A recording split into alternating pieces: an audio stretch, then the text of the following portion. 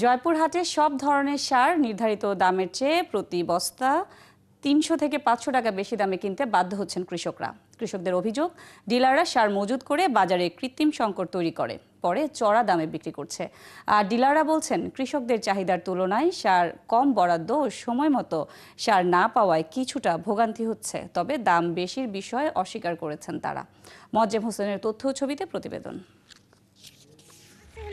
আলু চাষের জন্য যখন মাথার ঘাম পায়ে ফেলে মাঠে মাঠে ব্যস্ত জয়পুরহাটের কৃষক, তখন সার সংকট তাদের সামনে বড় বাধা। তারা বলছেন, আলু চাষের সময় অন্যান্য সারের সাথে ডিএপি, টিএসপি ও পটাশ সারের চাহিদা কয়েক গুণ বেড়ে যায়। তাই এই সুযোগ কাজে লাগিয়ে সিন্ডিকেটের মাধ্যমে ডিলাররা সারের কৃত্রিম সংকট তৈরি করে নির্ধারিত দামের চেয়ে প্রায় ৩০০ থেকে ৫০০ টাকা বেশি দামে সার বিক্রি করছে।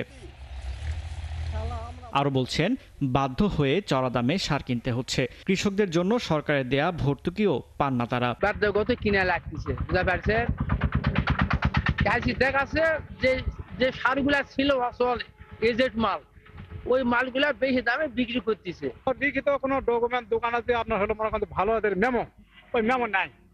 মেমো চাইলে জিনিসটা লাগবে না, আপনি চলে যান। ডিলারশিপে যায় কিছু নিয়ে পাচ্ছি, বাকিগুলো এই দিক সেদিক নিতে গেলে আপনার তাদের মতো করে দাম চাচ্ছে, তাদের মতো করে নিতে বাধ্য হচ্ছে। এদিকে সারের মূল্য বৃদ্ধি নিয়ে খুচরা ব্যবসায়ী ও ডিলাররা দুষছেন একে অপরকে। ডিলাররা বলছেন, আলু চাষ মৌসুমে সারের চাহিদা অনেক বেড়ে যায়। সংশ্লিষ্ট দপ্তরে চাহিদার তুলনায় বরাদ্দ কম ছাড়াও নানা সমস্যার কথাও বলছেন তারা। সার সংকট নাই, আমাদের এলাকার কৃষকরা যেখানে 40 কেজি টিএসপি দিতে হবে সেখানে 100 কেজি, মানে ডবল।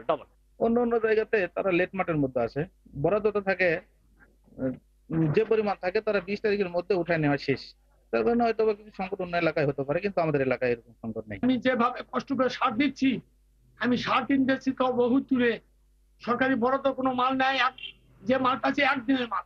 কৃষি বিপণন কর্মকর্তা বলছেন, জেলায় চাহিদা মোতাবেক সার মজুদ রয়েছে। সারের দাম যেন বেশি না রাখতে পারে সেজন্য কাজ করছেন তারা। উচ্চ মূল্যে সার বিক্রি করে তাহলে তাদের বিরুদ্ধে আমরা আইনানুগ ব্যবস্থা গ্রহণ করব।